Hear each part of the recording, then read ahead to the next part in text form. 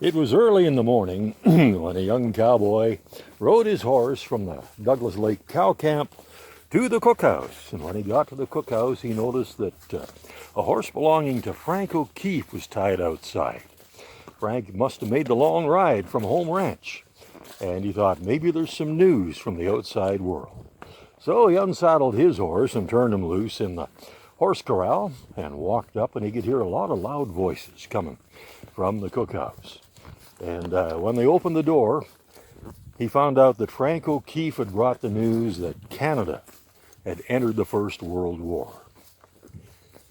And that was a bit of a shock. Now, this young cowboy's name was Wai Tan Louie.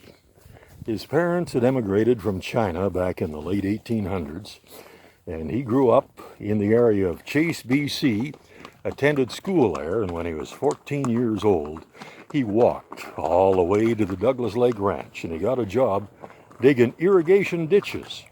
And 2 years later, he managed to work his way up to the cowboy crew, and by then he was considered a darn good hand. He was great with horses, he was fast and athletic, and he was strong. And when he heard the news, he joined in with the other cowboys, and they said they were anxious to enlist to defend their country. And when Wai Tan said that he wanted to enlist as well, the room went silent. Then one of the cowboys stepped up and he says, "That ain't gonna happen, Wai Tan. They don't take Chinamen in BC." Up until that point, Wai Tan had never even considered that his race was a factor. He was well educated, he spoke perfect English, and he wrote perfect English.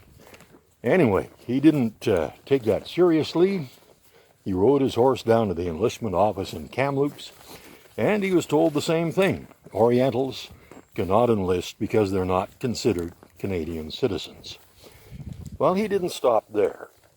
The rules weren't quite that strict in other provinces. He saved up enough money to buy his own horse, and he rode all the way to Calgary. It took him 3 months in the winter. When he arrived in the spring, February, he used the name of William Thomas, a name he saw in a mailbox on the way, and he was able to enlist. After basic training, he was shipped overseas, and he served in Belgium and in France and in other war-torn areas, and he was outstanding. He was so athletic, fast afoot, and he was mainly used as a runner in those days before communications.